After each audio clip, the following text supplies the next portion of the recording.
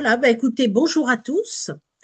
Nous avons le plaisir ce soir de recevoir deux personnes, Mélanie et Sophie. Donc Sophie a un peu de retard, elle va arriver tout bientôt. Alors, Mélanie va nous parler de l'astrologie et les saisons de la vie. On commencera par voir le livre de Mélanie. Et ensuite, Sophie nous parlera d'astrologie, astro blabla. Point. Mais avant de commencer, vous devez vous dire, mais pourquoi j'ai réuni Sophie et Mélanie ensemble? Bah, peut-être parce que Sophie et Mélanie pratiquent tous deux une astrologie humaniste, c'est-à-dire une astrologie utilisée comme langage symbolique, comme outil de connaissance de soi, comme recherche de sens. Et toutes les deux sont assez éloignées d'une astrologie purement prédictive. Elles sont orientées vers le vécu humain, les émotions, la quête de sens. Et je me suis demandé, commencer par qui, Mélanie ou Sophie? Et en me questionnant, je me suis dit, mais en fait, c'est intéressant. Toutes les deux, il y a un fil conducteur entre le livre de Mélanie et de Sophie, qui est toutes deux parlent du temps. Alors, Mélanie aborde le temps long des saisons de la vie, alors que Sophie Ravier, qui va bientôt intervenir, parlera davantage euh, des mouvements émotionnels, des, des choses relationnelles au quotidien. Donc, nous allons commencer par le temps long, d'accord? Et je vais tout de suite euh, donner la parole à notre amie Mélanie. Alors, est-ce que tu peux présenter déjà ton livre, Mélanie? Absolument. Euh, L'astrologie des saisons de la vie, c'est vraiment une étude un peu des planètes de Jupiter à Pluton, donc tous ces cycles-là super importants qu'on va traverser dans la vie. Mais d'un point de vue, justement, pas nécessairement mois par mois, mais sur ces grands cycles-là qui vont venir vraiment informer qui on est et qui on devient. Oui, c'est ça. Et en fait, ton livre, c'est comme une horloge qui reflète les époques de notre vie. Et alors, j'ai vu dans ton livre, tu parlais effectivement des différentes étapes de la naissance, de l'enfance, de l'adolescence, de la vie adulte. Mais euh, ton livre rappelle aussi les bases de l'astrologie de façon très simple, très accessible et très intelligente, où tu as la capacité de capter l'idée essentielle des planètes, des éléments, et tu abordes avec très grande précision les principaux cycles. Tu insistes particulièrement sur le cycle de Saturne, qui est un cycle de maturation. Est-ce que tu pourrais nous en dire plus sur ce cycle de Saturne? Pour moi, Saturne, on pourrait faire de l'astrologie qu'avec Saturne. On pourrait suivre le cycle de Saturne et se retrouver en tout temps. Surtout justement quand on part de la conjonction carré croissant, opposition, etc., qui représente toutes ces périodes de 7 ans, qui sont recoupées aussi par les périodes d'Uranus qui passent 7 ans dans chacun des signes. Alors, c'est super intéressant aussi de mettre ensemble. Mais clairement, en, en suivant le mouvement de Saturne vers la charte, on peut vraiment savoir où on est. Et c'est vraiment comme ça que je l'aborde. Oui, et tu parles dans ton livre d'une notion qui m'a beaucoup parlé. Tu parles du vieillissement et de la dimension spirituelle du temps. Pourrais-tu rebondir sur cette remarque? Qu'est-ce que tu entends par la dimension spirituelle du temps? J'ai trouvé que c'est très intéressant ce que tu en disais. Euh, je pense que pour moi, en tant qu'humain, je pense c'est très astrologie évolutive, là, qui est aussi ma première école. Mais je pense qu'on est ici pour devenir la meilleure personne possible pour soi, mais aussi pour les autres, pour le monde dans lequel on vit. Donc, cette idée-là, justement, que à travers notre charte, qu'on apprend à comprendre, à se comprendre à travers notre charte, comment on peut arriver à évoluer, justement, faire entrer la portion spirituelle dans notre vie au fur et à mesure qu'on avance. Je pense aussi qu'on est dans malheureusement, en Occident, on ne vénère pas beaucoup. euh, l'âge. On vénère plutôt la jeunesse et c'est pas nécessairement ça qui est le cas partout dans différentes cultures à travers le monde. Oui, c'est intéressant. Et ce qui est intéressant justement, c'est que euh, tu fais partie du courant des jeunes astrologues qui parlent à des astrologues d'âge plus mûr, et c'est pour ça que peut être intéressant d'avoir ton regard sur le cycle de Saturne. Et tu abordes aussi de façon très intéressante la crise du milieu de la vie, les transitions affectives et professionnelles. Et là, je vous encourage à acheter le livre et à lire tous ces passages-là. Est-ce que tu pourrais nous en dire plus? Tu parles aussi des changements identitaires liés à Uranus, Neptune ou Pluton. Et est-ce que tu peux peut-être nous présenter quelque chose à ce sujet-là? Absolument, j'ai préparé un petit atelier tout court et je dois vous avouer que je ne savais pas à quel niveau je m'adressais aujourd'hui, alors je suis allée vraiment grand public. Donc, pour vous, ça va être de revenir certainement sur des bases, sur des choses que vous savez déjà, mais quand même, des fois, c'est bien aussi de l'entendre dans d'autres mots ou d'entendre certains mots qui viennent éveiller chez nous d'autres façons de voir.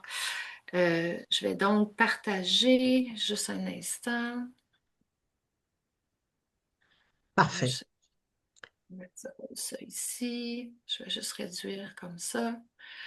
Donc, nos générationnels, oui, parfait. Nos générationnels qu'on voit, qu'on aime beaucoup, de Pluton à Uranus.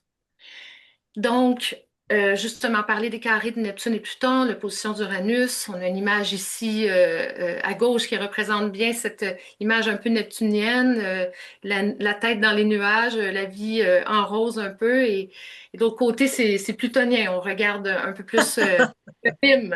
On regarde autre chose et ça amène de grandes questions.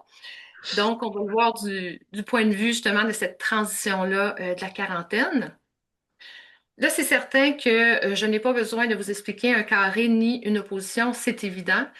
Mais c'est quand même intéressant de se rappeler que le carré de Neptune et de Pluton se passe au carré croissant seulement, et l'opposition d'Uranus, évidemment, on va connaître qu'une seule opposition. Et pourquoi j'ai choisi cette image que j'adore, c'est vraiment, je trouve qu'elle personnifie vraiment cette idée de carré croissant la première fois qu'on se lève, la première fois qu'on dit non, peut-être qu'on vient contester, on sent le point de tension justement, mais c'est aussi une opposition très, très claire, on est face à face, on se regarde et il y a ce moment-là de tension très, très présent qu'on reconnaît. Si on revient un peu sur Neptune et Pluton, évidemment, avec Neptune, c'est ce qu'on idéalise, nos espoirs, ce qui nous inspire. Mais évidemment, tout ce qu'on cherche ou plutôt qu'est-ce qu'on a tendance à romantiser, évidemment, comme je disais, les lunettes roses, mais aussi, euh, tôt ou tard, c'est ces rêves-là ou ces illusions-là qui vont devoir faire face à la réalité, donc à Saturne, bien évidemment. Est-ce que je suis dans le rêve ou l'illusion? Quand on regarde l'image du haut, clairement, on est en pleine euh, position neptunienne de méditation, peut-être en paix avec soi, en paix avec les autres. C'est un peu le nirvana, jusqu'à ce que, comme dit Ramdas, un mystique américain, tu crois que tu es très illuminé jusqu'à ce que tu ailles à un dîner de Noël dans ta famille. Poup, la bulle de Neptune, elle pète probablement. Parce que là, il y a une réalité qui te ramène à qui tu es et pas à ta vision idéalisée de toi-même. Donc, évidemment, des thèmes qu'on connaît associés à Neptune, spiritualité, tout ça, illusion, dissolution, qui est très importante pour moi, la dissolution de l'ego, ultimement, euh, que Neptune amène. Évidemment, avec Pluton, c'est les forces inconscientes, c'est ce qui cherche à remonter, à être révélé, surtout intégré. Je pense que c'est le mot qui est le plus important. Puis on le voit dans la vie collective et collective aussi. Donc, cette part d'ombre-là qu'on doit regarder, même si c'est extrêmement déplaisant, pour finalement l'intégrer, s'en libérer, l'évacuer. On associe évidemment tous ces thèmes de peur, profondeur, tout ça, c'est la décomposition qui mène à la régénération, mais je pense que c'est ce qui est le plus important avec Pluton. Évidemment, nos milléniaux ou millénarios, comme vous préférez, vivent leur carré de Neptune et de Pluton en ce moment. Carré de Neptune qui arrive à 40 ans et le carré de Pluton présentement se superpose, ce qui n'est pas toujours le cas, mais puisque Pluton est en train de ralentir et d'entrer vraiment dans cette portion-là où est-ce qu'il va passer plusieurs décennies dans un signe, il va passer la période la plus longue, ça va être en taureau. On aime bien prendre notre temps en taureau. Euh, donc, ils vivent ces carrés-là vraiment ensemble superposés. Et ces carrés-là viennent vraiment questionner, est-ce que je suis au bon endroit dans ma vie? Est-ce que mes espoirs se sont réalisés? Est-ce que je suis désillusionnée du monde? Est-ce que je suis désillusionnée de ce que je croyais? Ça amène le carré de Pluton aussi, devoir affronter ses peurs, ses blessures, les choses qu'on avait refoulées. Il y a quelque chose qui remonte, qui amène des thèmes de perte de pouvoir, ou perdre la face, perdre le contrôle. C'est présent à cette période-là et c'est quand même assez difficile. Et c'est pour cette raison que je vous ai amené la charte d'une personne qui vient me voir, qui a 40 ans en ce moment, qui vit à la fois les deux carrés en même temps. Regardez-moi ce spectaculaire stellium en Capricorne. Le Soleil, l'ascendant, Neptune est là, donc elle le vit, Neptune-Saturne en ce moment dans sa maison 4. Je suis en maison entière, mais vous pouvez quand même trouver le MC, les IC aussi. Et quand vous regardez sa charte, ce que vous voyez, c'est exactement ce que vous pouvez vous imaginer d'elle. Cette personne-là a eu une ascension fulgurante. Elle s'est hissée réellement dans des positions très hautes. C'est une femme extraordinaire qui travaille dans la promotion de la paix et de la défense, qui est quand même très intéressant et dans un milieu d'hommes aussi, et comme un petit poisson dans l'eau là-dedans. Donc, c'est une très, très grande réussite jusqu'à maintenant, sa vie. Mais elle, sa désillusion, c'est de dire, mais pourquoi j'ai fait tout ça? Et aussi d'être arrivée si haut et être déçue de ce qu'elle trouve euh, au sommet, si on peut dire, et de se questionner beaucoup. Pour ceux qui utilisent les profections, cette technique-là qui nous donne, traditionnelle, qui nous donne une maison par année de vie. 40 ans, c'est la maison 5. Elle est donc dans une année gouvernée par Vénus. On retrouve sa lune. Et je pense qu'une des plus grandes réalisations qu'elle a, c'est qu'elle a complètement euh, négligé, honnêtement, son corps, sa santé. Elle s'est tellement donnée. Et évidemment, regardons ce qui se passe de l'autre côté en Scorpion. C'est tellement intéressant le fait qu'elle soit dans le domaine de la promotion de la paix, mais aussi de la défense, hein. On va retrouver la maison 10 en balance, mais le MC en Scorpion aussi. Donc, par défaut, il y a euh, tout ce qui est en elle qui l'habite justement à vouloir être dans la défense, à vouloir être dans cette position-là. Mais il y a tellement un travail à faire pour s'en venir justement dans sa maison 5 en taureau. Et justement, elle vient de traverser 7 ans avec Uranus et elle est brûlée, on va se le dire, elle est brûlée. Donc, Uranus arrive dans sa maison 6 et ça va ouvrir des nouvelles possibilités pour elle. Un nouveau travail, elle se questionne beaucoup. Et justement aussi, son carré de Pluton vient beaucoup nous informer sur sa lune et sur qu'est-ce qui se passe sur cet axe-là qui est quand même très chargé. Alors, on voit cette femme-là et on ne voit que le Capricorne, mais présentement, elle prend conscience de ce qui se passe à l'intérieur d'elle et de plus en plus de ses besoins. Donc, je trouvais que ça représentait bien les carrés, justement, ce moment-là de transition. Et que si le travail se fait bien, ben, on arrive à l'opposition d'Uranus et on est ailleurs. Et c'est vraiment, on met la base justement pour cette fameuse opposition d'Uranus. Évidemment, quand on parle d'Uranus, on est peut-être plus vers 42-44 ans. C'est ce désir d'individuation, d'émancipation qui est très présent. J'adore le mot éveil pour Uranus. ce moment-là, un peu de se révéler justement à soi, surtout si le travail a été fait, liberté, renouveau, etc. Aussi les chocs, c'est sûr, parce qu'on arrive à un moment où si nous, on veut se libérer et que les gens ne sont pas prêts autour de nous, c'est un choc pour eux. Si le choc vient de l'extérieur ou plutôt les changements viennent de l'extérieur, c'est un choc pour nous. Alors ça dépend du niveau d'individuation de la personne, évidemment.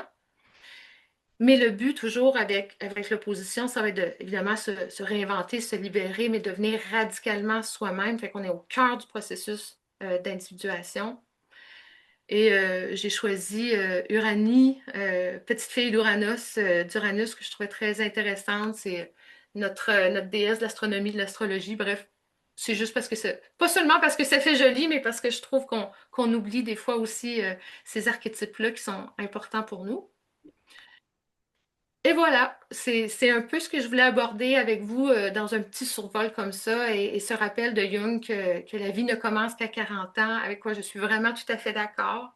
Jusque-là, on fait des recherches et l'opposition d'Uranus nous rappelle justement qu'on n'est pas encore, on est encore jeune, mais on n'est plus aussi jeune. Alors, si on veut faire des changements, c'est vraiment à ce moment-là que ça se passe.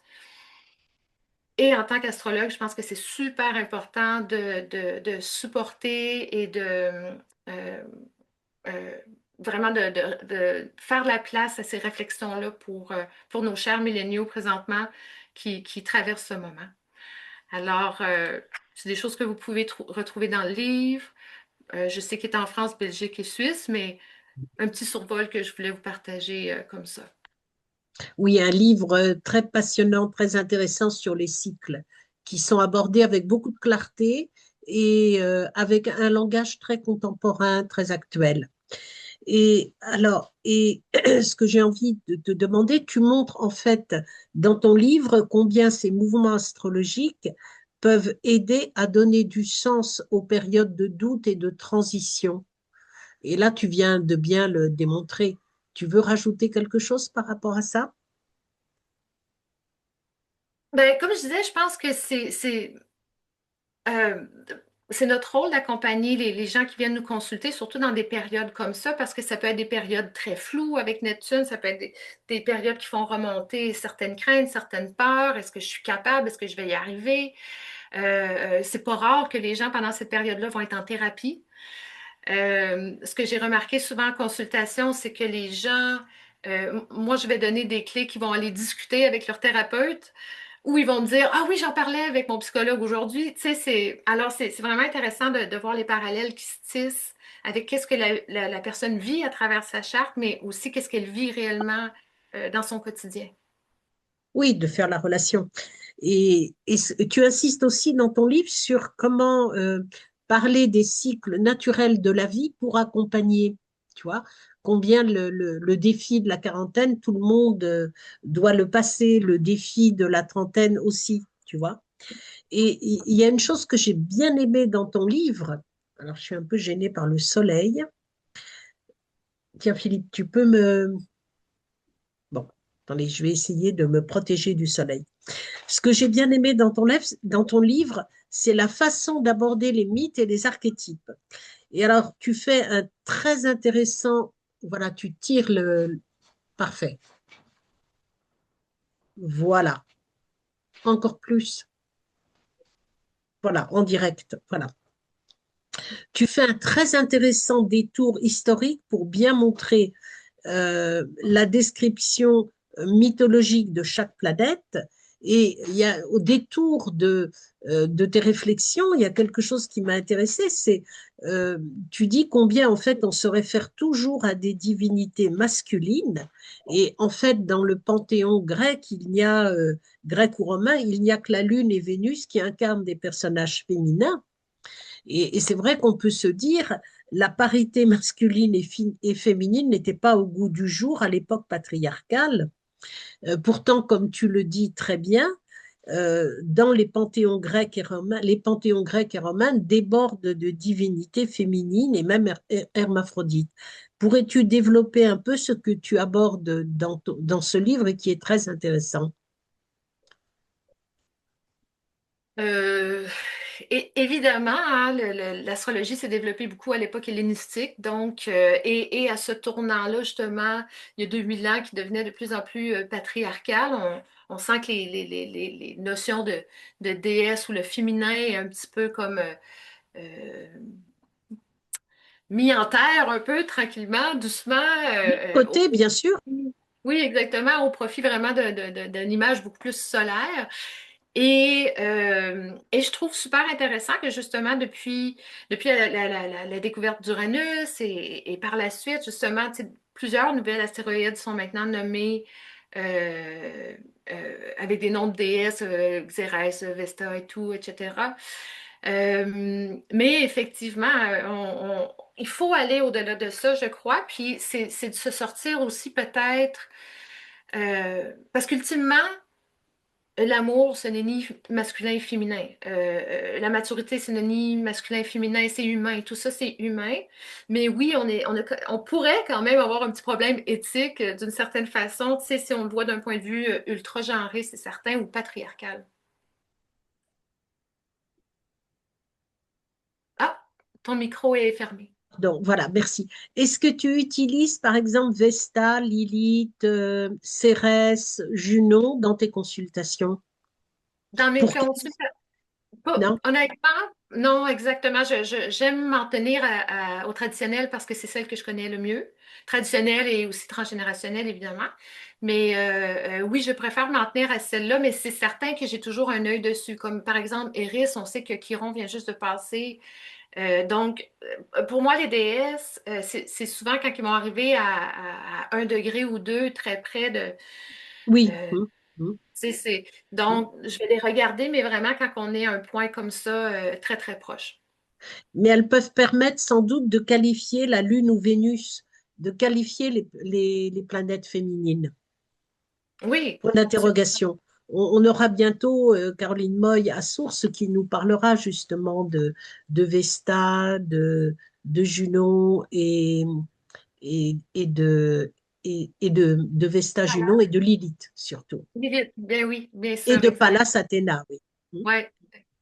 Oui, puis c'est intéressant d'ailleurs, tu sais, Athéna c'est ça, rendu à ce moment-là, les déesses sortent de la tête de Jupiter, hein, tu sais, je veux dire, Athéna sort de la tête de Jupiter, alors là, on est ailleurs, on est justement dans une idéalisation, une transformation un peu du féminin à ce moment-là, et évidemment, ça a impacté l'astrologie. Oui, oui. Et alors là, je me suis branchée beaucoup sur le cycle de Saturne, où je t'ai demandé de parler du cycle de Saturne. Est-ce que tu pourrais aborder le sieur Jupiter, qui actuellement est en cancer? Hmm. Quelle serait ta question exactement? Est-ce que tu peux nous parler du cycle de Jupiter, des moments clés de Jupiter, les rappeler? Hmm. Oui, bien évidemment, hein, c'est ce cycle de 12 ans. Moi, j'utilise les profections. Je ne sais pas si vous utilisez beaucoup cette technique traditionnelle des profections qui est aussi, comme je disais, qui nous donne une maison par année de vie. Et puisque le zodiaque a 12 maisons, donc il est beaucoup associé avec le mouvement de Jupiter. Oui, j'ai vu dans ton livre. Elisabeth utilise les profections. Moi, Elisabeth Frézard. je trouve que c'est une technique, je l'utilise beaucoup depuis quelques années. Je trouve vraiment, je l'ai intégrée, je trouve qu'elle informe beaucoup, possiblement parce que justement, elle suit un peu le cycle de Jupiter.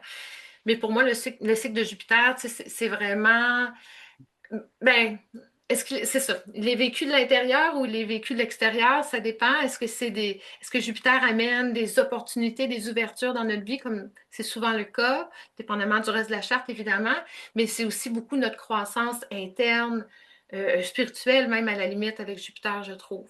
Ah, peut-être plus qu'avec Neptune même. Ouais. Voilà, c'est l'idée importante que tu apportais justement dans l'évocation de Jupiter dans ton livre. Oui, Tu oui, donnes exactement. tu donnes une grande place à Jupiter.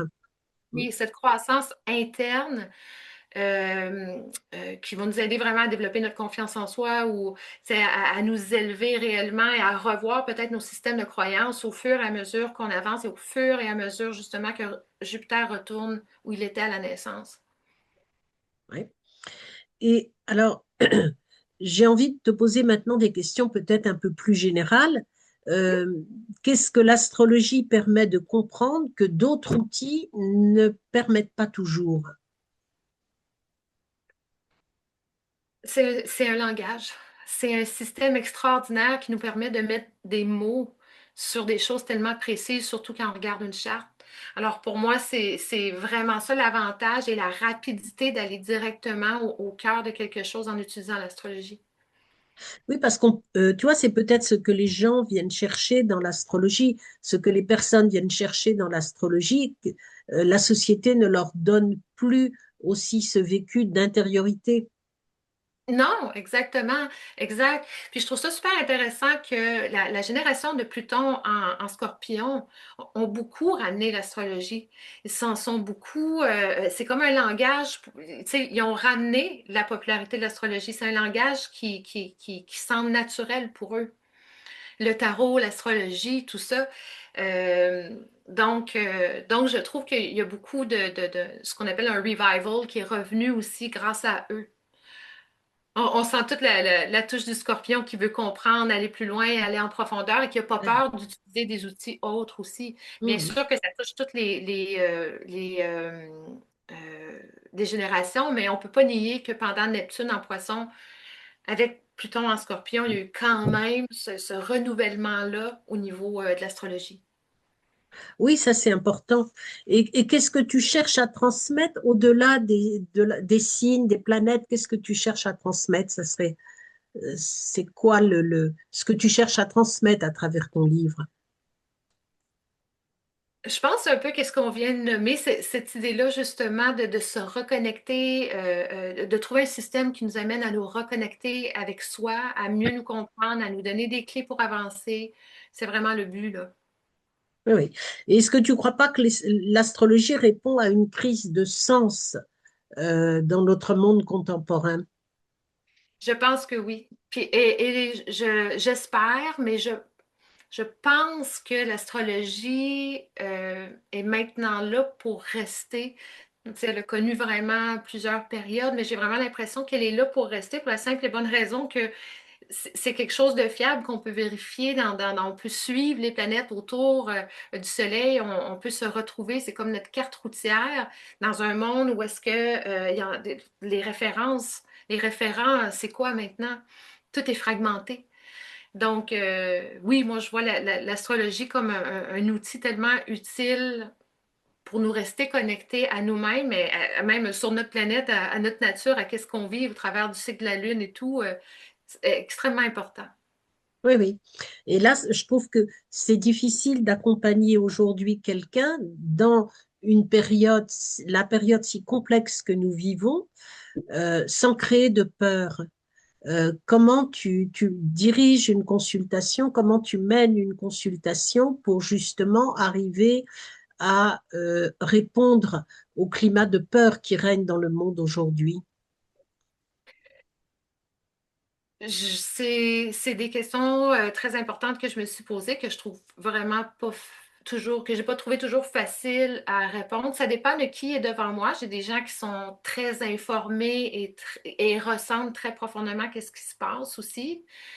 Donc, parfois, je vais demander, mais comment tu vas dans ce contexte? Et je trouve que des fois, ça aide à apaiser. Il y a des gens qu'on peut pas aller là du tout. On peut tout simplement pas aller là. Mais quand même, je pense que c'est une question pour nous tous, astrologues, l'impact psychologique que ça a sur nous aussi, de Absolument. faire cette tension-là.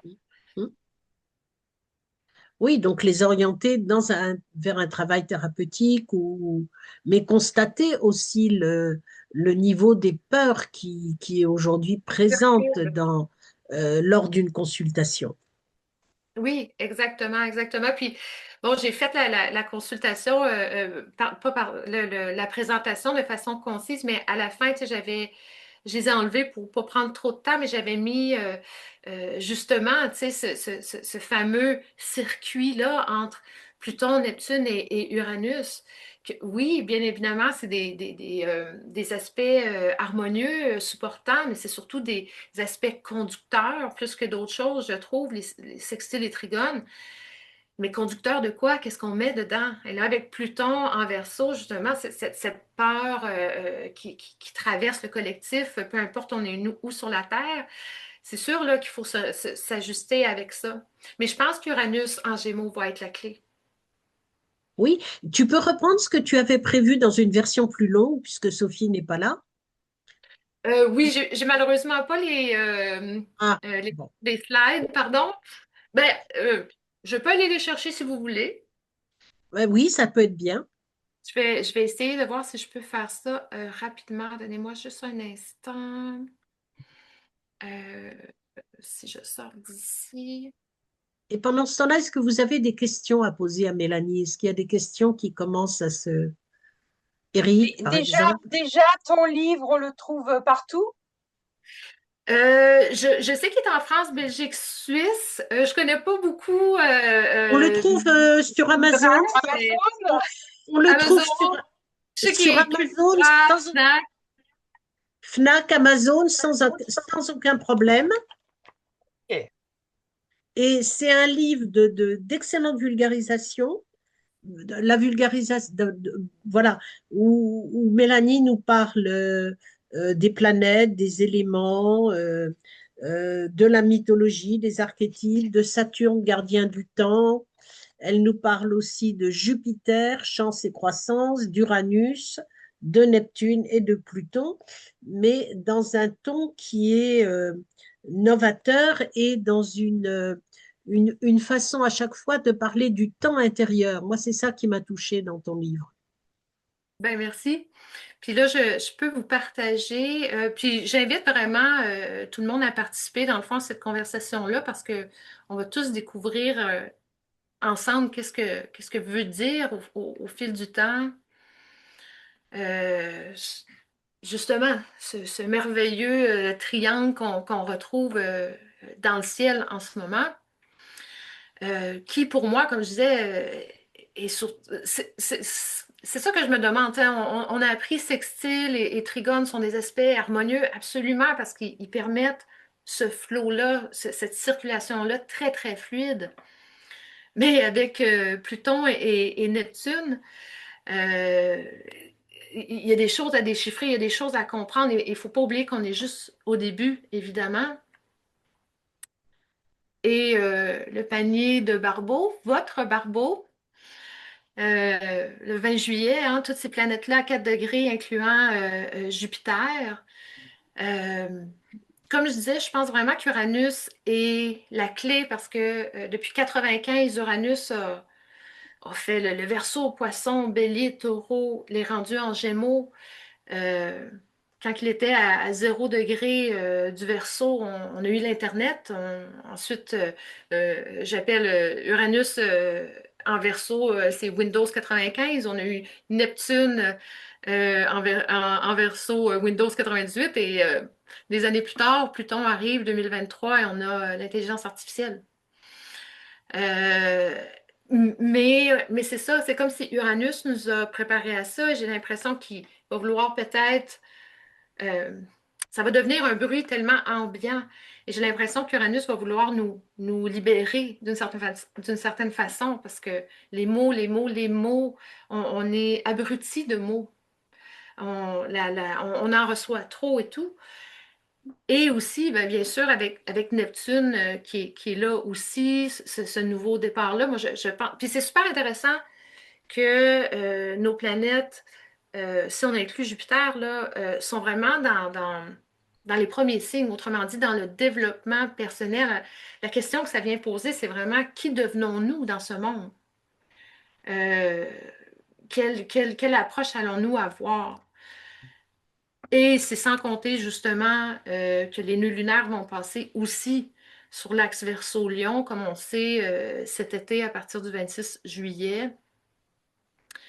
Euh, Moi, je pense que, tu sais, euh, moi, ce que je trouve fantastique de Barbeau, c'est qu'il a été capable de nous montrer, à nous pointer cette date-là à l'avance, à nous montrer ce ciel-là à l'avance. Il y voyait bien sûr le début d'un temps nouveau, d'un temps de paix, on l'espère. C'est possible. Est-ce qu'on est... quand on regarde ça, il y a une possibilité pour le merveilleux et il y a peut-être une possibilité pour le monstrueux. Et comme on est un peu dans le temps des monstres, un peu, je trouve, euh, mais on est qu'au début, c'est ça que je pense. Alors, je pense que c'est avec du recul qu'on va vraiment comprendre ces aspects-là et toute cette signature-là que Barbeau nous a pointé, justement. Je serais curieuse d'entendre Martine peut-être à ce sujet-là, si elle le désire. Oui, je Ou, disais Martine et Claire, j'avais coupé mon micro encore. Oui, non, hmm, non, je n'ai rien à, à rajouter. Sinon, effectivement, comme beaucoup d'astrologues actuels, commencer à douter un petit peu de cette configuration qui semble hyper harmonique et qui, pour l'instant, se laisse désirer terriblement. Donc, mais de toute façon, ce qu'elle a de très intéressant, c'est pas forcément sur le plan politique, mondial, la paix, etc. C'est sur un plan aussi de grande évolution intellectuelle dans les découvertes, parce que là, effectivement, parler il y a 30 ans de cette révolution sensationnelle des techniques, etc., c'était déjà fort. Et là, on est dedans et on ne sait pas tout ce que ça va nous apporter. On n'en est qu'au balbutiement. Et c'est ça qui semble être en mouvement. Ça paraît évident. oui. Il y a d'autres personnes qui veulent s'exprimer. Eric, Claire, peut-être tu veux pas trop. Mais moi j'ai personne pourra répondre à ça parce qu'on va tous être morts quand ça va arriver. Mais je me dis, le cycle de Saturne maintenant, il était très adapté quand on vivait beaucoup plus, quand on vivait beaucoup moins longtemps. Maintenant, avec Pluton en Verseau, on va arriver au transhumanisme, etc. On va vivre plus longtemps. Comment on va prendre comment, alors dans les générations qui viennent, évidemment, quand on sera transhumanisé totalement, qu'est-ce que le cycle de Saturne va devenir, si tu veux? C'est un peu la question, comme ça, Et là, philosophique. la longévité est en train de descendre, hein. Ouais, Elle est plutôt en chute en ce moment. Donc, oui, je ne sais pas. Oui, mais quand on sera il harmonieux, n'est pas dit que même si la science évolue terriblement, si la planète est un peu ouais, non, embarrassée, polluée, que on mais va c'est Oui, sûr, pouvoir malheureusement, c'est oui. sûr, c'est sûr. Mais surnager. non, je pensais à la robotisation des humains, tu vois, au transhumanisme, aux exosquelettes, à tout ce qui fait que tu Oui, oui, il deviens, va y avoir voilà. certainement au niveau du génome, au niveau de Oui. l'ADN, au niveau, il va y avoir Mais des ça choses va pas. Ouais. C'est pas nous, absolument, oui, oui. c'est pas notre génération, c'est pas nous maintenant, mais c'est pour plus tard. Que deviendront, qui seront les futurs astrologues, tu vois? Pour revenir à ce que disait Mélanie de cette période, effectivement, des 42 ans, de 40 à 45, qui est évidemment la grande période de tumulte, de tsunami, que l'on vit plus ou moins bien, ça dépend des gens. Il y en a qui vont faire des choses extraordinaires, d'autres qui vont subir. C'est toujours l'éternelle question entre celui qui agit ou celui qui subit.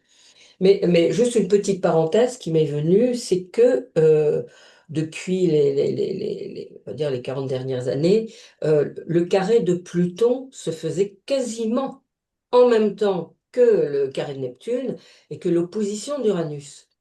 Donc on avait les trois en même temps. Donc la crise du milieu de la vie, elle a été beaucoup plus critique que du temps, je dirais, de ma mère, parce qu'elle avait enfin, ou mes parents, je dirais, qui avaient leur carré de Pluton à 60 ans. C'était Oui, déjà, étant donné que la durée de la vie était, était pas si énorme, le carré de Pluton pouvait déjà être un peu inquiétant. Alors qu'avoir un carré de Pluton à 40 ans, maintenant ça va être de plus en plus tard aussi, hein, mais c'est quand même très intéressant parce que là, mourir et renaître, c'est plus facile de le faire à 60, à 40 Oui, oui. qu'à Oui, oui. 70. Ça, c'est C'est évident. certain. Et j'ai envie de te poser une question indiscrète, Mélanie. Quel transit ou période astrologique t'a le plus transformé personnellement, puisque tu parles des cycles? C'est peut-être que dans ta vie, il y a un cycle particulier qui a été particulièrement édifiant, particulièrement important. euh, le premier pour moi, écoute, je pourrais toutes te les nommer, mais je vais commencer par le commencement. Mon premier carré de Saturne, mon grand-père est décédé. Donc ça a été très formateur pour moi. Si je Premier puis me carré, permettre, ton grand-père, c'est lui qui t'avait transmis le goût du tarot oui, c'est et de ce côté-là de la famille, oui, voilà, exactement. donc c'est important. Voilà, donc peut-être le goût de l'astrologie aussi. Oui, d'une certaine façon, exactement. Puis c'est certainement l'impact dans la famille, évidemment, c'était très tissé serré dans la famille de ma mère. Premier carré d'Uranus aussi, autour de 21 ans, ça a été une période justement un petit peu difficile pour moi de m'affranchir. Mais certainement, c'est sûr que le carré de Pluton a été transformateur à un niveau euh, qui est absolument nécessaire pour mon évolution et a changé ma vie réellement. Et c'est à l'opposition d'Uranus que j'ai décidé d'être astrologue professionnelle, à le faire à temps plein. Fait que ça a été des moments super importants. Oui, donc c'est vraiment important. Et tu parles bien de ces passages dans ta vie à un niveau d'intériorité, tu vois. Hmm. Et dans ton livre, ce que j'entends à travers les mots, c'est comment tu peux apporter euh, la force nécessaire pour traverser les périodes de mutation, Oui, donner du sens, quoi, à ces périodes-là. oui, puis pour moi j'ai eu mon carré de Pluton un petit peu plus tôt, justement. Peut-être plus, ben c'est ça, fin de la trentaine un petit peu. Et c'est à peu près, j'avais commencé mes études de l'astrologie, alors l'astrologie m'a beaucoup informée de qu'est-ce qui se passait pour moi. Elle m'a beaucoup aidée à mieux comprendre, puis à ne pas avoir peur d'aller plonger dans mes peurs, aller plonger dans mes blessures. Euh, alors oui, c'est sûr que pour moi, c'est venu confirmer mon amour de l'astrologie, mais aussi la validité de l'astrologie, parce que je l'ai vécu. Mhm. Alors, qu'est-ce que j'avais envie de dire? Oui, en quoi la responsabilité de l'astrologue est-elle aujourd'hui plus grande qu'avant? Ben, ben, euh, ben, c'est ça, c'est le combat internel entre un peu mon combat à moi, prendre des idées très complexes, les vulgariser, mais aussi on vulgarise à quel point. Est-ce qu'on fait est-ce qu'on peut expliquer en 30 secondes sur TikTok vraiment la profondeur d'un cycle comme de Mhm. cycle important? Mhm. Eh bien, tu vois, Euh, Mélanie, ce qui m'a beaucoup touchée dans ton livre, c'est que tu abordes avec simplicité des idées extrêmement profondes. Tu vois, mhm, tu abordes, et c'est peut-être ça la marque des nouveaux livres en astrologie, c'est-à-dire casser le côté sérieux qu'on utilisait peut-être il y a 10 ou 20 ans et reformuler de façon très simple, dans un langage contemporain, des choses très complexes. Et là, ton livre est une réussite à ce niveau-là. Ben, merci. Puis c'était vraiment ça le but. Mais aussi, je pense que le danger avec les nouvelles technologies, c'est aussi que ce soit dilué. C'est quoi la fine ligne? Je pense que c'est Oui. vraiment, c'est ça. La ligne il faut faire attention. Il ne faut pas que ça redevienne de l'astrologie bonbon non plus. Voilà, c'est ça. Tu n'es pas du tout dans l'astrologie bonbon ou l'astrologie. Tu n'es pas du tout, mais alors pas du tout dans l'astrologie bonbon. On sent que tu as réfléchi à de grandes questions au sens de la mutation, au sens de la transformation intérieure. Euh, mais effectivement, ton travail, ça a été de rendre accessible sans tomber dans une vulgarisation excessive. Oui, effectivement. Effectivement. Puis aussi, tu sais, ça s'adresse, je l'ai écrit aussi beaucoup c'est un peu le livre que j'aurais voulu avoir quand j'apprenais l'astrologie. Donc, je l'ai écrit beaucoup pour les étudiants, pour ceux qui veulent vraiment approfondir l'astrologie. Et je pense que c'est un des plus beaux compliments qu'on m'a fait, une de mes amies qui est aussi astrologue, qui me dit, j'aurais voulu avoir ce livre-là quand j'ai commencé. Voilà, parce que tu parles de choses essentielles dans un vocabulaire simple Mhm. C'est-à-dire, il y a un aperçu des planètes, il y a un aperçu du sens des éléments. C'est en fait une Bible, un livre de cours, on pourrait dire. Un livre Oui, de cours, mais tu parles bien des cycles planétaires. Et ça, c'est important. Comment les travailler, comment les aborder. Est-ce que vous auriez des questions à poser à Mélanie? Je voudrais poser une question à Mélanie. Ah, Tu, très tu as, bien. tu as abordé tout à l'heure, enfin, tu as cité Ramdas. oui. Hein, donc, bon, j'ai lu ses bouquins, Being Ramdas et tout ça, tu vois. Et je voudrais voir comment tu l'as intégré dans ton approche, comment ça apparaît. Ce que... Euh, en- Quelle inspiration que Ramdas, un grand bélier, avec toute qu'une signature en bélier.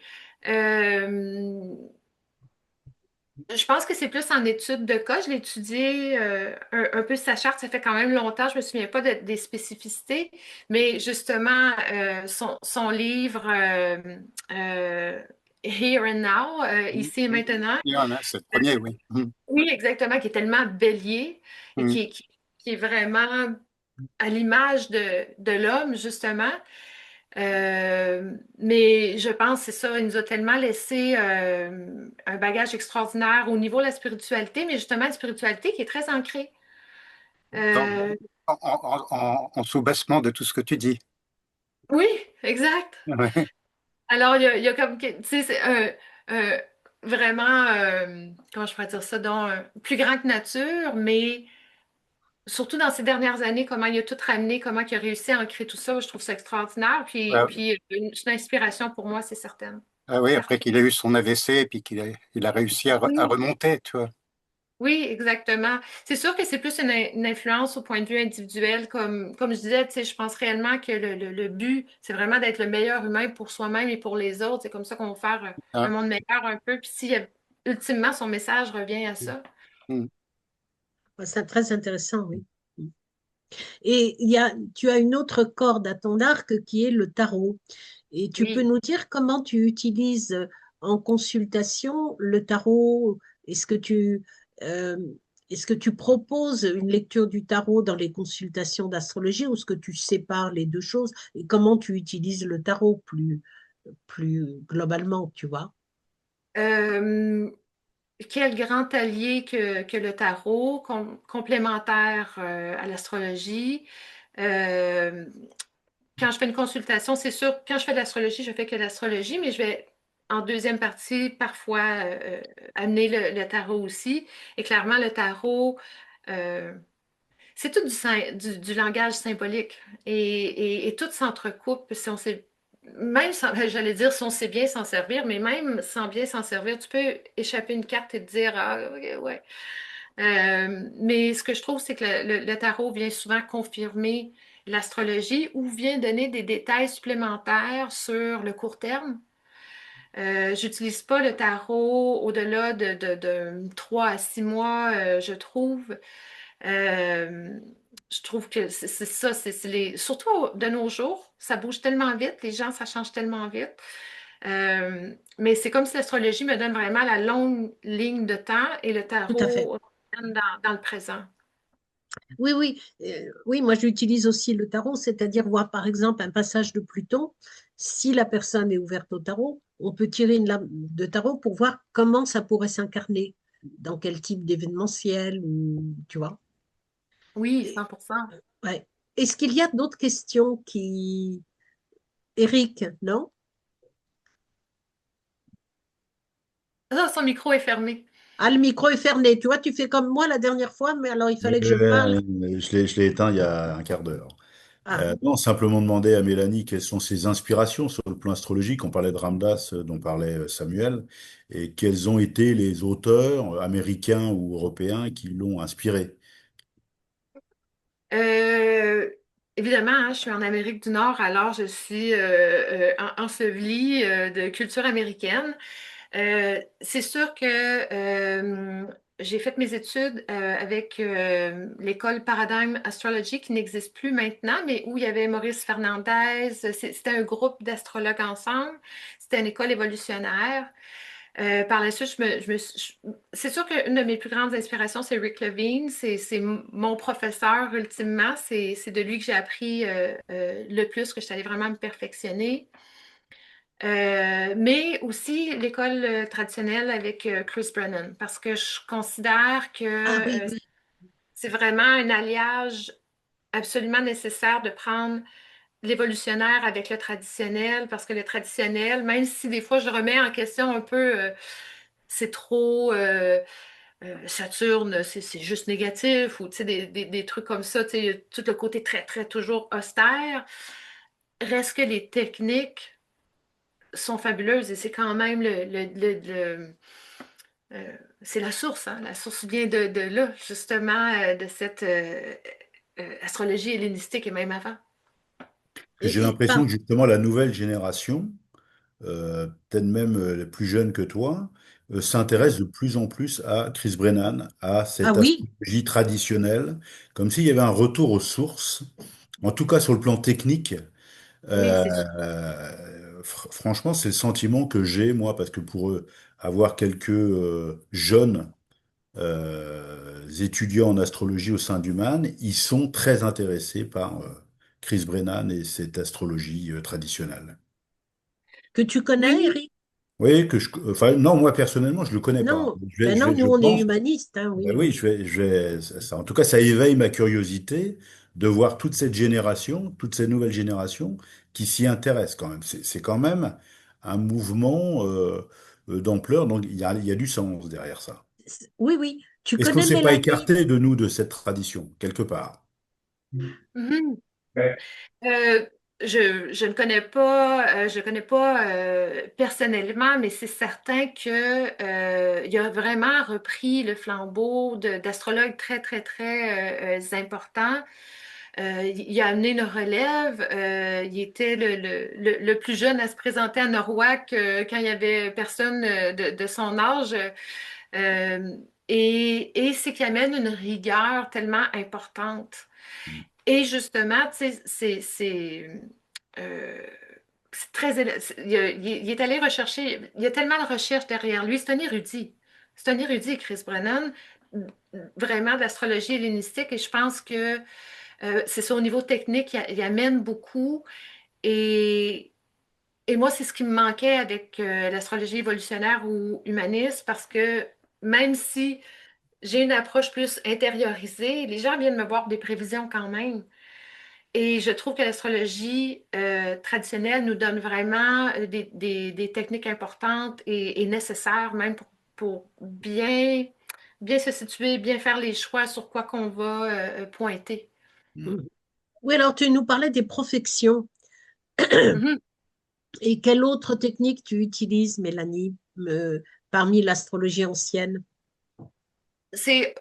Les profections, surtout, sont très importantes parce que, à force de travailler avec, on les vérifie, puis premièrement dans nos vies, après ça, avec les gens. C'est sûr qu'il y a des techniques tellement pointues que là, moi, ça me rejoint pas. C'est pour ça qu'en bon ascendant Gémeaux, c'est un peu de ceci, un peu de cela. Mais, mais ce que je trouve, c'est beaucoup euh, euh, excusez-moi parce que là, j'ai les mots en anglais, mais les Time Lords. Dans le fond, quelle Les seigneurs planète? du temps, Les seigneurs du temps, exactement. Les seigneurs du temps et les profections, c'est beaucoup qu'est-ce que je vais utiliser dans mes techniques. Mais ultimement, c'est ça. Je fais vraiment comme un mix de tout ça, là. Mhm. Oui, tu en parles un peu dans ton livre. Oui, Tu en parles pour les passages de Jupiter, tu parles des profections et ça m'a donné envie d'aller voir ce qu'étaient les profections, ce que ça voulait dire et voilà. oui. Une fois qu'on commence, ça devient comme un réflexe. On va voir, puis souvent, je vais commencer la consultation avec, OK, tu es en année de protection, hein. OK, voici qu'est-ce que ça veut dire pour toi, un peu comme l'exemple que je vous ai donné tout à l'heure, là. OK. Mhm. Mais pour revenir sur la France et les jeunes aujourd'hui, ils sont beaucoup plus anglicistes surtout. Et l'astrologie helléniste américaine, anglaise, ça fait quand même longtemps que, même avant au début des réseaux sociaux, elle était très développée. Mais nous, jadis, on n'était pas très bons en anglais. Donc, Mais c'est donc la vrai, mais jeune c'est Mais vrai. ça s'est génération, pas elle sait. amélioré. Oui, mais en plus, ça a été les premiers sur les réseaux sociaux quand même, les Anglais et les Américains. Donc très vite, les jeunes astrologues se sont intéressés à ça, et ça date déjà d'une vingtaine d'années au moins. Oui, Et exact. effectivement, maintenant, il y en a beaucoup plus, donc ils ont étendu. Puis il faut pas oublier que maintenant, pour les jeunes astrologues, ils ont accès à tout de suite. Comme je disais, sur Vinted, sur Le Bon Coin, on retrouve les textes des anciens, tout ce qui n'est plus publié en fait en PDF quelque part. Donc ils ont déjà la base, alors que nous on avait, enfin nous, peut-être plutôt mes parents aussi, l'idée d'avoir juste la librairie de quartier ésotérique quand il y en avait une. Maintenant, on trouve tout. Donc, ils ont effectivement un prisme très, très large. Ils vont voir les profections, les parts de fortune, les parts arabes, un petit peu de les déclinaisons, un petit peu les progressions, etc. Et ils ont souvent au début une culture assez large avant de se spécialiser dans un domaine qui leur parle davantage. Enfin, moi, c'est ce que j'observe aussi Oui, oui, c'est vrai. sur les réseaux sociaux pour ceux qui sont astrologues et même pour les, comme tu dis, Eric, pour les jeunes qui sont parmi nous dans nos cours, quoi. Hmm. Et je trouve ça Oui, intéressant parce que ça permet aussi d'ouvrir un peu plus. Nous, on est quand même plus du côté de Ptolémée en France que du côté helléniste. Mais oui, c'est c'est vrai. Alors, passionnant parce que ça oui, se oui, oui. recoupe. Oui, oui, c'est pour ça que l'an prochain, on fera venir, par exemple, Caroline Moy, que tu connais peut-être, Mélanie. Non, je connais Non, pas. ça te dit rien? Regarde sur Instagram, j'ai posté un premier post sur Caroline Moy et il y en aura trois autres. Et elle est spécialiste en astrologie hellénistique de bon niveau. Je crois qu'il y a Oui, Christian, tu la connais, non? Oui, ben je l'ai entendu et effectivement, elle a un bon niveau.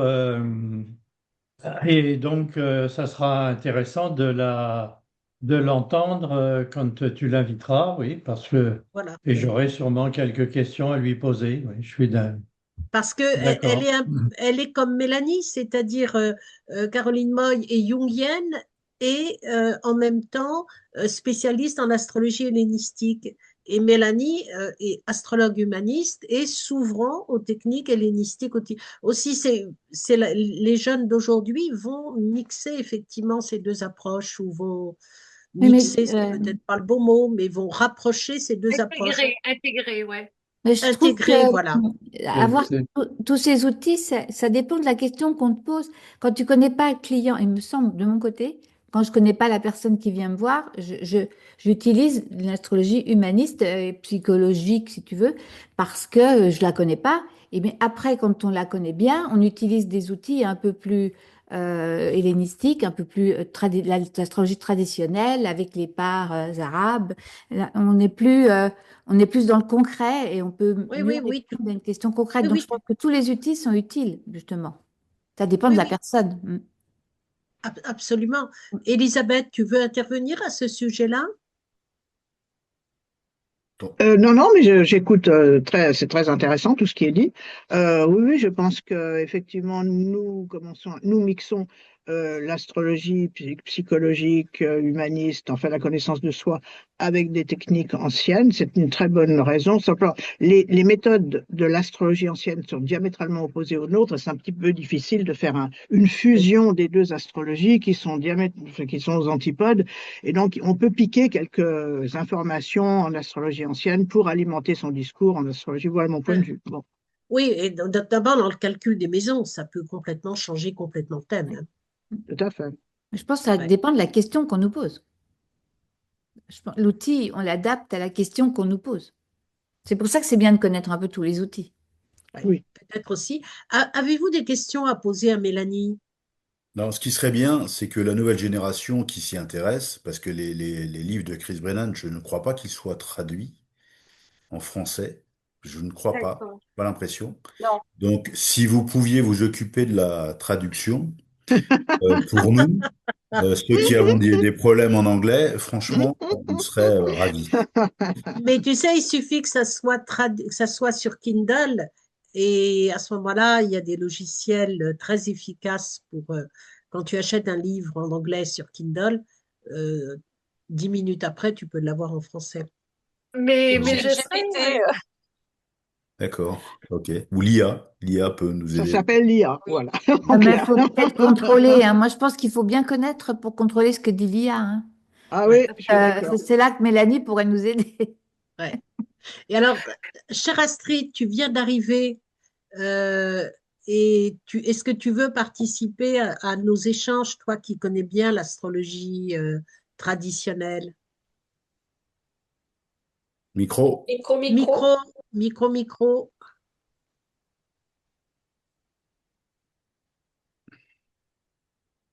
Moi, je Astrid va. fais Oui, une astrologie plutôt très basique.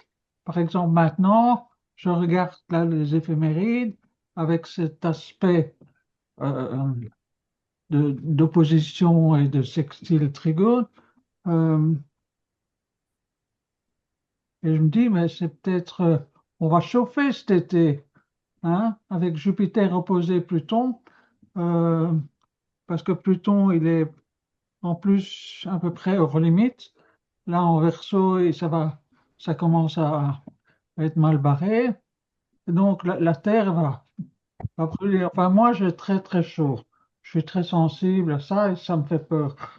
Cette chaleur qui arrive là, surtout ici dans le Midi, euh, c'est, c'est pas, c'est pas terrible. Donc, voilà, c'est ça, je regarde de façon globale et c'est sûr que pour moi, euh, j'interprète aussi bien pour ce qui se passe dans le monde que, que pour moi. voilà. Je Mais mélange, je je mélange t'interpellais tout.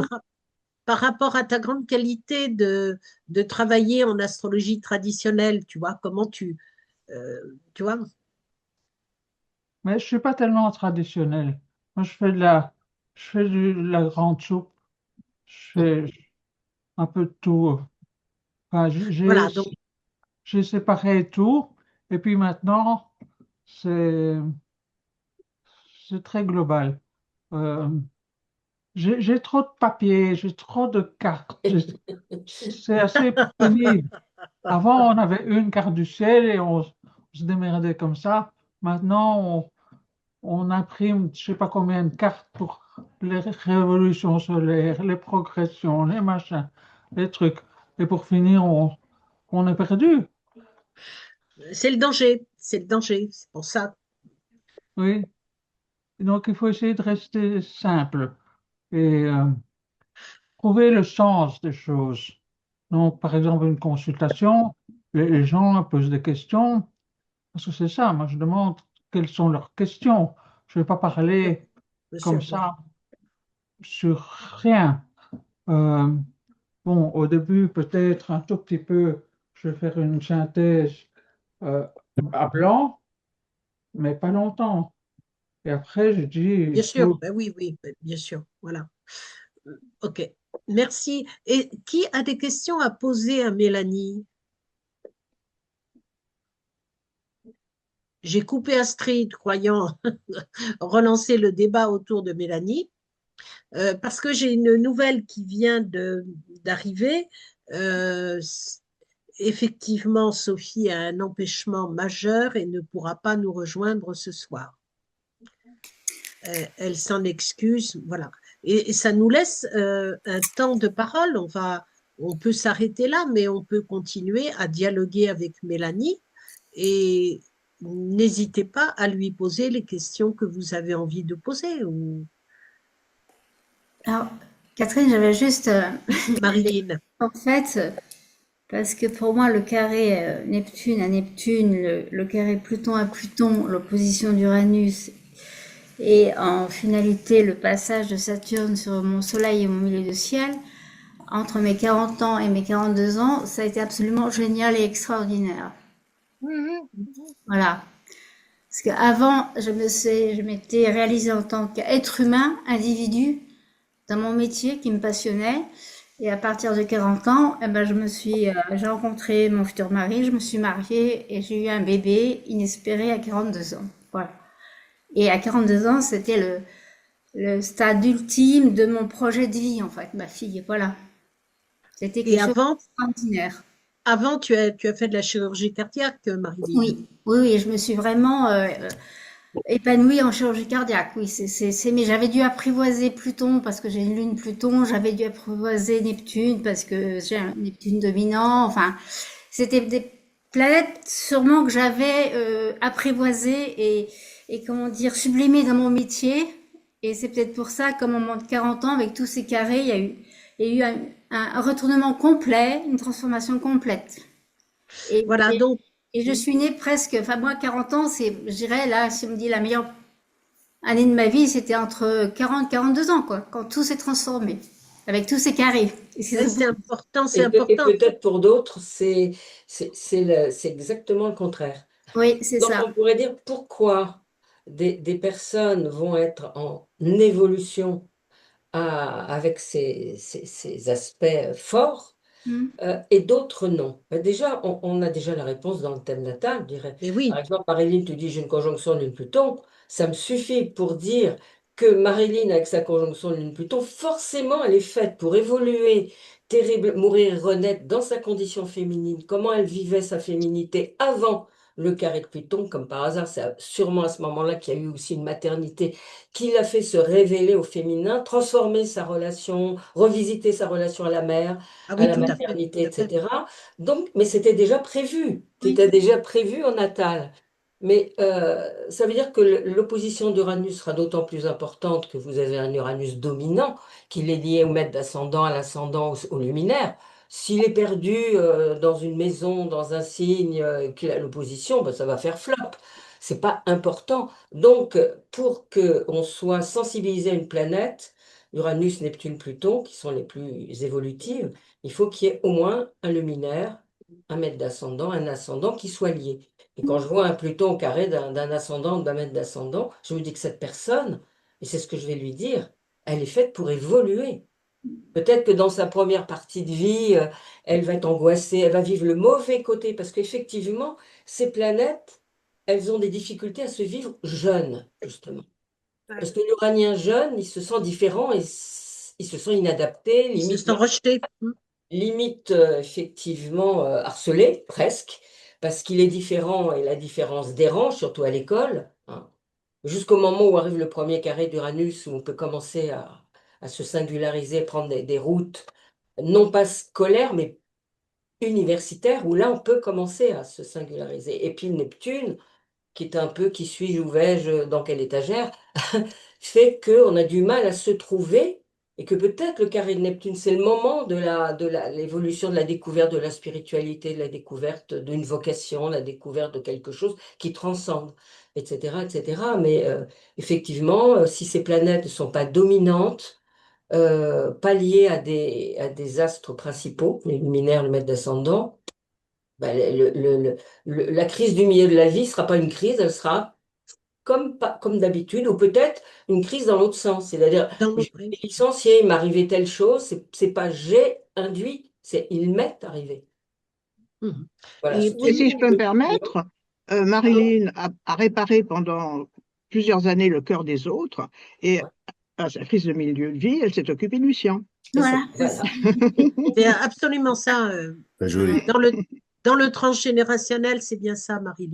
Mm, mm, c'est ça. Et je vous signale que dans le livre de Mélanie, vous avez ces subtilités-là qui sont abordées, hein, c'est-à-dire tout le monde, un passage d'Uranus va toucher quelqu'un exactement comme Martine l'aborde. Quel dialogue, quelle relation nous avons avec Uranus, quelle relation nous avons avec Neptune et Pluton. Mais ce que je vois, c'est que le livre de Mélanie, qui parle quand même des grandes périodes de la vie, suscite de l'intérêt. C'est vrai que on doit savoir quand on reçoit quelqu'un à 29 ans et demi, à 40 ans, ça va être les consultations sont différentes en fonction du facteur âge. Définitivement. Puis si je peux rebondir sur qu'est-ce que Marilyn vient de nommer, c'est tout à fait vrai parce que je le nomme aussi dans le livre. Pour certaines personnes, l'opposition d'Uranus, c'est une apothéose. C'est vraiment le résultat de tout le travail qu'ils ont fait ou de travail conscient qu'ils ont fait. Donc, c'est sûr que clairement, ça charte Voilà. prédispose, Oui, oui. mais prédisposé, pardon. Mais c'est exactement ça. Ça va vraiment dépendre du travail qui a été fait antérieur. Et oui, pour certaines personnes, euh, exemple, un carré de Pluton peut être un moment de reprise de pouvoir tellement important dans la vie et de libération aussi, et qui amène justement une forme d'apothéose à l'opposition d'Uranus. Oui, c'est tout à fait OK. ça. Est-ce qu'il y a d'autres questions qui surgissent? Non, par rapport à ce qui est dit, c'est vrai qu'on parle souvent d'Uranus, Neptune, Pluton. Faut toujours le lier à Saturne. C'est-à-dire la façon positive de vivre ces dimensions-là, qui sont des dimensions fortes, archaïques, et souvent qui sont au-delà de notre volonté. Il faut un Saturne fort. Il faut avoir développé ce que représente Saturne, c'est-à-dire Oui, le fait tout à de fait. tenir debout tout seul Tout à et fait, bien de sûr. s'être séparé des autres. C'est-à-dire, on ne peut vivre positivement ces dimensions-là Mhm. que Que si si on est Saturne tient la route. suffisamment solide. S'il a fait son job, Ouais. sur le retour de Saturne, le 36-37 ans, premier carré de Saturne par rapport au premier retour. Et à ce moment-là, peut-être qu'on vit plus positivement le carré de Pluton, le carré de Neptune. Sinon, ça nous emporte. Mais je rejoins ce que disait Martine tout à l'heure. Effectivement, ça dépend, effectivement, si c'est important dans le thème natal. C'est-à-dire que les 40 ans peuvent passer relativement inaperçus parce que on n'est pas concerné par ces dimensions. Moi, en tout Ouais, cas. ouais, ouais. Oui, c'est important. Donc, je crois qu'en fait, vous avez capté l'essence même du livre de Mélanie qui aborde toutes ces notions-là avec bonheur. Et c'est un livre que je conseille aux débutants comme aux personnes déjà installées. Alors, est-ce qu'il y aurait d'autres questions ou est-ce qu'on va en rester là? En tout cas, il donne envie de le lire. Mhm. Ah, c'est Oui, sûr, oui, c'est sûr. Là, je vais me précipiter, je crois. il est d'une simplicité à lire, il est simple et essentiel, et pour moi, c'est un gage d'humilité. C'est bien écrit, ce n'est pas intellectuel, c'est écrit à un niveau de cœur, à un niveau de compréhension au niveau du cœur, vous voyez, au niveau d'intelligence du cœur, mais pas à un niveau intellectuel. Et c'est le reflet d'un livre de quelqu'un qui a beaucoup fait de consultations. Est-ce Mm. qu'elle a un site, Mélanie? Tu pourrais nous Bien donner le sûr, nom? Ouais, bien sûr. Oui, c'est mon nom en ligne est Mélanie Fortuna, tout dans un mot. d'accord. Euh, .com, évidemment. Sur Instagram, sur les réseaux, c'est la même chose. Mélanie Mélanie, Fortuna. oui, exact. Alors, allez voir Mélanie Fortuna et on la fera revenir à source pour nous présenter cette fois-ci plus des conférences, tu vois. Et je suis désolée de t'avoir dit, Mélanie avait préparé un grand PowerPoint et j'ai malheureusement dit on réduit parce que vous étiez deux, tu On vois. était deux. Ben oui, Voilà. Mais bon, c'est comme ça, c'est des aléas de la vie. Avec une voilà. conjonction Soleil-Uranus, Catherine, t'aurais dû anticiper, te dire que il y aura une surprise de On ce se style. l'est dit, on se l'est dit quand on a réservé la carte, la date, on Oui, aurait oui, préféré le 14, mais le 14 c'était journée de fête. On a mis au 21 en sachant que c'était, du point de vue du Québec, moi, c'est magnifique, mais de, de votre point de vue, peut-être moins. Hmm. mais c'est Et très bien. Mélanie, c'était un plaisir en tout cas. Moi, je sais pas vous, mais moi, Oui, je t'ai trouvé solaire. On Hmm. n'a qu'une envie, c'est d'aller voir ton site et lire ton livre. Donc, merci. Merci d'être venu. En tout cas, même sans Sophie, c'était parfait hein, pour nous. oui, c'était Ouais, absolument parfait. Et j'apprécie beaucoup la grande simplicité de Mélanie et L'humilité. l'humilité, l'humilité qui apparaît dans le livre et qui, moi, j'aime beaucoup quand elle parle vraiment de combien tous les dieux sont masculins. Et elle dit, ça, c'est, c'est dû à l'époque du patriarcat. Enfin, c'est plein de pépites. C'est plein de pépites à chaque page et vous ne serez pas déçus et vous pouvez l'acheter à la Fnac. Bon, enfin là, ça fait une conclusion commerciale que j'aime pas. Mais j'ai été heureux de partager l'expérience du livre de Mélanie et je m'aperçois en fait qu'il vaut mieux recevoir une personne pour peut-être justement amener des dialogues et voilà, aller jusqu'au bout. Est-ce qu'il y a d'autres questions qui vous viennent avant que nous nous séparions? Oui, moi, j'ai vu Oui, que Mélanie utilise des maisons égales. Est-ce qu'il y a une raison? Sur les Euh, ça, thèmes qui ça, créé, c'est des maisons égales. exact. Et ça, c'est la question qui tue. Euh, j'ai commencé avec, j'ai commencé avec Porphyre, ensuite avec Placidus, Maison égale. J'aime les superposer. En consultation, mais là, c'est tellement débattable tout ça. Mais en consultation, j'en suis venue comment je vous dirais? Je trouve que quand une planète change de signe, et on a pu le vérifier vraiment très, très bien dernièrement, là, Saturne, Neptune, Uranus, Pluton, etc., le ton change. Et je trouve que de relier les signes par maison, euh, vient mettre en contexte ce changement-là parce que il y a peut-être quelque chose de ressenti, là, c'est pas très technique, qu'est-ce que je vous dis là. Mais en même temps, évidemment, il faut qu'on aille le MC, il faut savoir où est le MC, le IC. On peut pas avoir seulement maison entière sans savoir où sont ces points-là, qui sont des maisons pour les maisons angulaires et tout ça. Mais oui, c'est un grand débat, mais plus je travaille avec les maisons entières pour les prévisions, les consultations, je dois avouer qu'il y a quelque chose là. bon, s'il y a quelque chose là et c'est dit avec le langage du Québec, on va être convaincu. Oui, madame. Merci beaucoup, je suis très honorée. Honnêtement, je ne savais pas trop. Je sais que vous êtes des experts, mais je me demandais s'il y avait beaucoup d'étudiants. Je me présente souvent plus devant des étudiants que devant des experts, alors je vous remercie vraiment de votre accueil. Mais c'est nous qui te Merci. remercions, Mélanie. Et je vais regarder le chat s'il y a eu. Il fait 30 à Bordeaux. Oui, bah ça c'est. Je vais devoir vous laisser. Merci, Mélanie. Grand merci, Mélanie. Bravo, Mélanie. Et merci à c'est Sandrine. Merci beaucoup, Liliane. Voilà. Et j'entends Christian qui. Alors, on peut se remettre en galerie comme on a l'habitude, pourvu que j'arrive avec les nouvelles galeries dynamiques.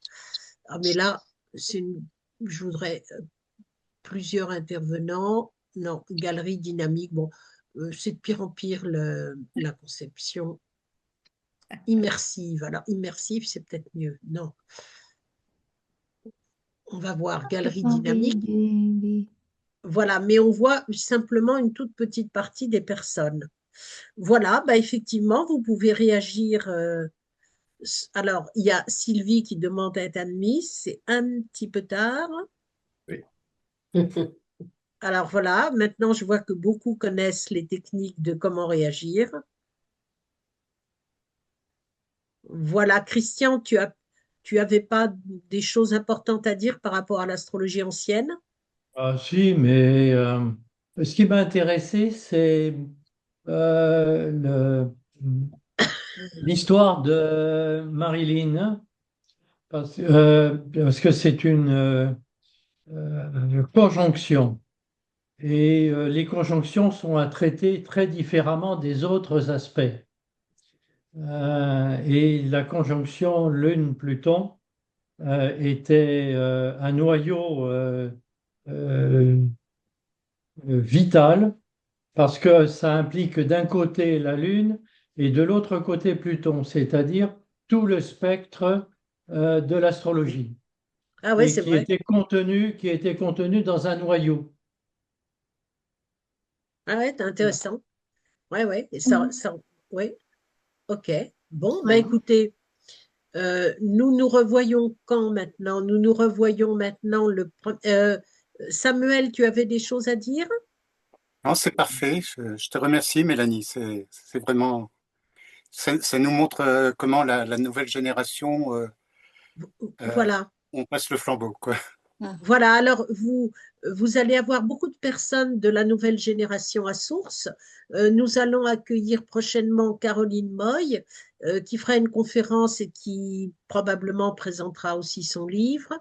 Il y aura Annabelle Lem, une spécialiste d'astrologie ancienne, qui vous parlera du zodiaque, qui vous parlera des décans du zodiaque. Et là encore, ça va être une présentation très intéressante, quelque chose qui a été complètement oublié. Et voilà, donc 2 personnes nouvelles qui vont... et on va retrouver bien sûr Sophie Ravier dès que ça sera possible pour elle. Bah, écoute, un grand... Catherine, je Oui. voulais te remercier parce que tu permets justement de découvrir des nouveaux talents. Après, chaque association peut faire appel à ses talents. Donc, Oui, c'est top. Enfin, c'est très et intéressant. voilà, et là vous voyez Mélanie, à la fois l'humilité, le professionnalisme, et effectivement ça permet à des personnes comme Claire qui dirige Astro Bistro ou comme Eric qui dirige le MAN de se dire tiens, peut-être on pourrait l'accueillir. Enfin, voilà. Exactement. Voilà, et puis surtout on voit se dessiner ce que peut être la nouvelle génération quand même. Enfin, c'est intéressant de voir cette nouvelle génération qui quitte cette nouvelle génération qui est un peu différente de la nôtre, quoi, c'est tout. Voilà, ben écoutez, on se retrouve le premier jeudi du mois de juin où nous accueillerons nous accueillerons Caroline Moy et Nathalie Isdine, et on aura Marilyn Ilion dont vous avez salué la conjonction Soleil-Pluton tout à l'heure, Marilyn qui nous parlera de l'ère du temps, un ère du temps qui est vraiment important à traiter en ce moment. Ben, écoutez, je vous remercie à tous de votre écoute. Merci. Et puis sachez que l'on va continuer à inviter des jeunes générations, et j'ai bien aimé la façon dont vous avez pu parler à bâton rompu, tranquille. C'est comme ça que j'aime Source. Voilà. Là, on a pris le temps, et c'est quelque chose qui est nouveau pour Source. Merci, merci. Mélanie, on peut t'applaudir puisque dans la vieille génération, on applaudit. La nouvelle génération, on voit des cœurs. Nous, on essaie d'envoyer des cœurs, mais l'applaudissement, ça reste quand même quelque chose du souvenir d'au théâtre ce soir. Voilà. Bah, écoutez, à tout bientôt. Je vous souhaite un bon week-end et à bientôt sur nos lignes. Merci. Merci, Catherine. Merci, Au revoir, Mélanie. Catherine.